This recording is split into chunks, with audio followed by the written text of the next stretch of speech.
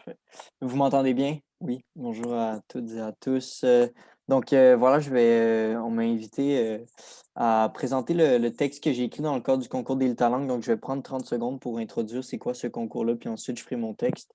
Le concours d'Élite Langue, c'est un concours organisé par le Bureau de valorisation de la langue française de l'Université de Montréal.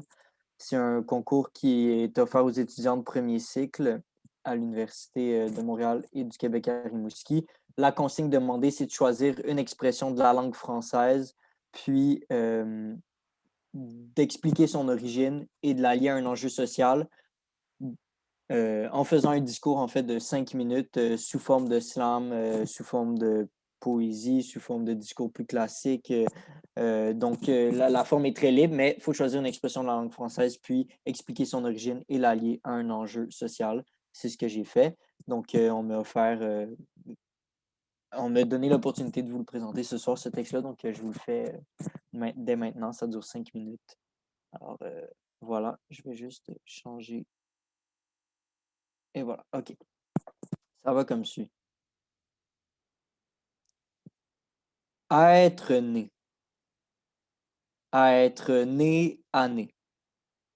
À être né, année après année, à négliger nos richesses pour en faire croître d'autres.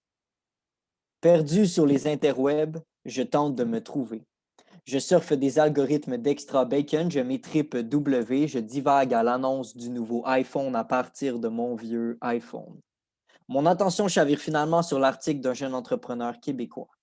Il nous explique que la province manque de succès à l'américaine, que la croissance est limitée par notre langue et notre maigre population, et que, si c'était à refaire, il s'installerait aux États-Unis.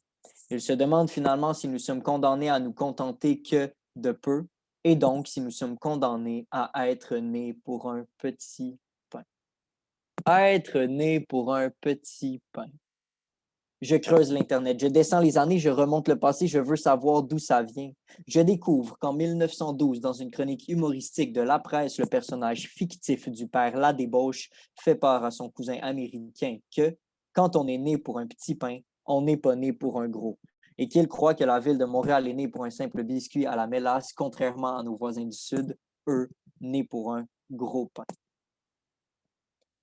À une certaine époque, être né pour un petit pain, ça exprimait la précarité socio-économico-culturelle dans laquelle les Canadiens français évoluaient très peu. L'expression fait notamment écho à la réalité décrite dans les romans du terroir, soit la fatalité d'un destin qui se limite à quelques arpents de terre, à une vie de patates et de pain sec, à une existence enchaînée à l'enchaînement des hivers. Être né pour un petit pain, c'est se limiter à une vie de pauvre. C'est être né dans un environnement modeste, mais c'est surtout s'y résigner. Malgré l'ampleur des changements qui ont marqué le Québec depuis le début du 20e siècle, mes lectures m'ont confirmé qu'être né pour un petit pain est encore une expression bien présente dans nos médias, notamment afin d'illustrer nos moindres moyens, notre carence d'ambition et notre manque de succès à l'image des voisins États-Unis. Alors si, vraiment, nous manquons de rêves américains dans la réalité québécoise et donc si la question se pose de savoir si nous devons ou non nous contenter que de peu, je réponds que non. Nous ne pouvons nous contenter de peu. Si réellement il s'agit de voir grand, il s'impose maintenant à nous de nous contenter de beaucoup moins. De l'ambition s'il en manque. C'est pour inverser le monde. À force de vouloir le faire gonfler sans cesse, le petit pain est sur le point d'éclater. Faire croître et surcroître le PIB en biens et services au point où il ne fait plus le bien ni ne rend service.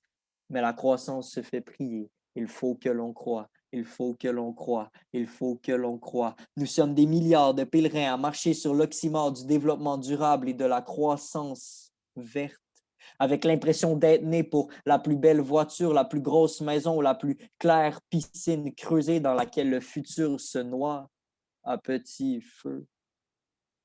Si c'est pas de la petitesse que de bafouer l'avenir d'un nouveau niais, si c'est pas un petit pain que d'être né pour un Big Mac, si nos existences ne sont pas réduites quand la croissance allonge nos vies, mais qu'on les passe à manquer de temps.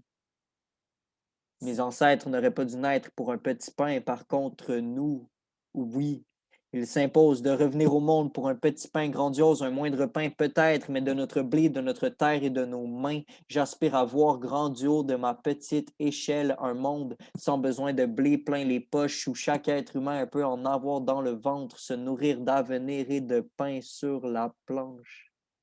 Alors il est temps de décroître pour ne pas léguer la faim à tous les futurs nés. Mettons la main à la pâte pour un suffisant pain, mais de grandes idées. Merci.